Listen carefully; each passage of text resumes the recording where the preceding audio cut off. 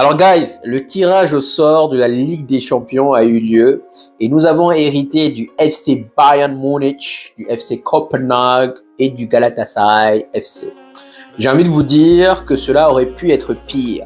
On l'a vu avec la poule de la mort, celle du PSG, cela aurait pu être un peu plus tendu. Maintenant, à l'heure actuelle, pour moi, le Bayern part favori. Je pense que Kane s'est rapidement adapté. Maintenant, la chronologie des dates des rencontres aussi sera très importante parce que il ne faudra certainement pas, à mon sens, rencontrer le Bayern tôt. Je dirais premier match. J'espère qu'on va pouvoir les jouer soit le deuxième, soit le troisième. En tout cas, cela va permettre à nos joueurs de revenir, des joueurs comme Varane, des joueurs comme Mason Mount, histoire d'avoir un peu plus de profondeur sur le banc. Donc j'espère réellement que on aura une double confrontation, donc troisième et quatrième match contre le Bayern, donc histoire de rentrer dedans. J'espère également que nous allons commencer à Old Trafford, jouer Copenhague par exemple à Old Trafford, ça serait top, histoire vraiment de rentrer. Ça ne veut pas dire qu'on va sécuriser 3 points, mais histoire vraiment de rentrer dans le vif du sujet et de pouvoir gagner. On sait qu'à Old Trafford généralement on est assez bon, donc bon. La meilleure solution pour moi, ce serait de commencer contre Copenhague ou Galatasaray à Old Trafford, donc lors de la première journée.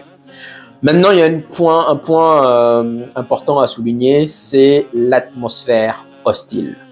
Manchester United déteste les atmosphères hostiles, ils n'aiment pas ça. Généralement, chaque fois qu'on va, on l'a vu l'année dernière, quand on allait à St. James Park, quand on allait à Anfield, quand on allait à... même Etihad, quand on va dans un stade où on va se faire huer, t'as l'impression qu'on perd nos nerfs, on perd le contrôle du ballon, on panique. Donc pour moi, c'est un facteur très important. Et même d'ailleurs, on l'a vu récemment, on allait à Tottenham, on a encore perdu. Ce week-end, on ira à Arsenal, on fera le preview contre Arsenal juste après, mais voilà. Donc pour moi, c'est un point essentiel, c'est comment allons-nous gérer nos émotions? Deuxième question, c'est allons-nous pouvoir battre le Bayern à Old Trafford?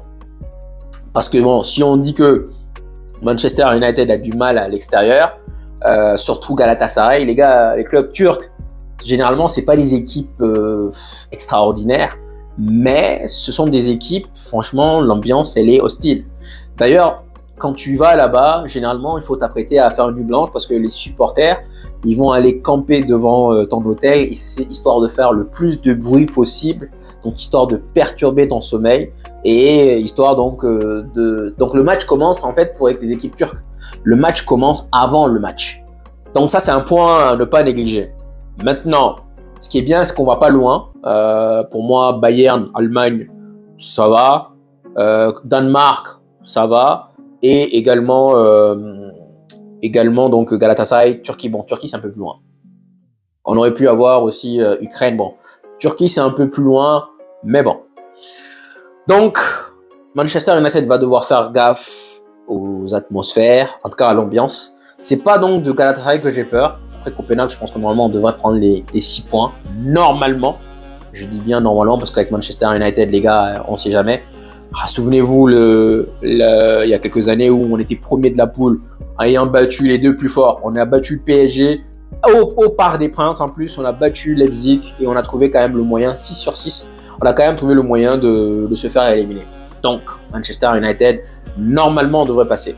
Maintenant, dans les chapeaux de tête, donc chapeau 1, Bayern, pour moi, c'était une équipe compliquée. C'était l'équipe la plus difficile, sachant qu'il y en a d'autres, mais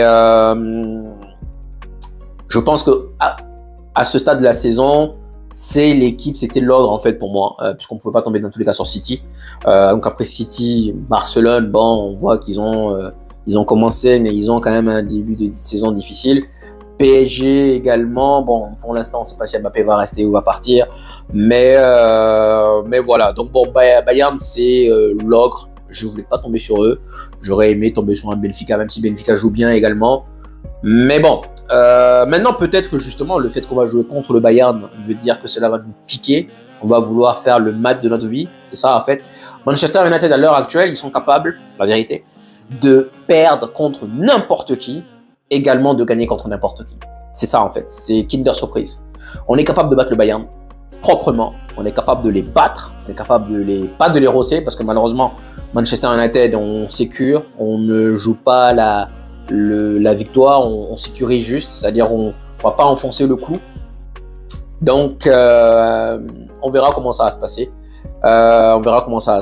Ensuite les gars, on va parler un peu mercato aussi également. Donc on était sur le point de signer Cucurella. Finalement, ce sera pas lui, c'est Reguilón. Reguilón, si vous vous en souvenez, les gars, c'est lui qui nous a, je crois que c'était sous Mourinho ou sous Olé. On était sur le point de le signer et puis à la dernière minute, le mec nous a mis un bon stop. Et aujourd'hui, on va le signer. Moi, généralement, je suis assez revanchard. Je suis assez, honnêtement, œil pour œil, oreille pour oreille, nez pour nez, dent pour dent. Donc, je ne serais pas allé sur lui, mais bon, on n'a pas le choix. Cucurella, apparemment, Chelsea, il y avait deux facteurs. Premier facteur, Chelsea réclamait apparemment une somme assez conséquente, premièrement. Et deuxièmement, le fait qu'il ait joué mercredi, donc en Coupe de la Ligue, fait que, bon, j'ai pas bien regardé, mais fait qu'apparemment, il serait peut-être exclu pour pouvoir jouer dans cette compétition. Donc voilà, maintenant, on parle d'Amrabat de plus en plus en prêt. De toute façon, les gars, je vous l'ai dit, hein, c'est comme si, en fait, je suis en train de traîner, que je suis avec Arnold et Murto. Je sais, je vous ai dit dans la dernière vidéo que lundi, ils vont rien faire, mardi, ils vont rien faire, mercredi, ils vont rien faire, jeudi, ils vont se réveiller, ils vont dire « Oh, mais c'est demain, les gars! C'est demain que le mercato va se terminer, il faut vite qu'on s'active. » Le Amrabat, quand même, il vous attend quand même depuis juin. Depuis juin, il vous attend. Vous avez fait ce que vous voulez faire. Et aujourd'hui, 24 heures à l'avance, c'est là que vous êtes en train de vous dépêcher. Je pense qu'il devrait arriver dans la journée. En tout cas, on l'espère, parce que s'il n'est pas là, ça va être chaud. Et pour moi, ça serait bien parce que on pourra aller avec Amrabat et Casemiro, donc à l'Allianz Arena par exemple. Donc voilà. Donc Reguilón et Amrabat devrait se faire. Ensuite, McTominay, comme je l'ai dit, devrait rester. Je vous ai dit que l'histoire du Bayern, c'était juste du pipeau. Je vois pas comment le Bayern, voilà. Et autre chose, Manchester United réclamerait 45 millions pour Scott McTominay. Je suis désolé encore une fois, mais il y en a, je sais pas. En fait, on valorise beaucoup trop McTominay. On pense que c'est un joueur de classe mondiale. Les gars, 45 millions McTominay, 30 millions, moi je le mets avec, je l'emballe et je le dégage. 30 millions, même 25 millions, je l'aurais dégagé. 45 millions, je vois pas qui est-ce qui va me donner 45 millions. Et bien sûr que si on compare Paulinho et McTominay, il n'y a même pas photo, il n'y a même pas débat. Donc normal que le Bayern. Donc si le Bayern prend quand même Paulinho et Kane, aïe, ça va être compliqué les gars. Ça va être compliqué. Donc bon, voici un peu le review. On fera le preview contre Arsenal. On sera à l'extérieur, donc bon, on en parlera dans une autre vidéo. Sur ce, les gars, mettez-moi en commentaire ce que vous en pensez. Est-ce que vous pensez qu'on va se qualifier? Est-ce que vous pensez quelle place on va finir?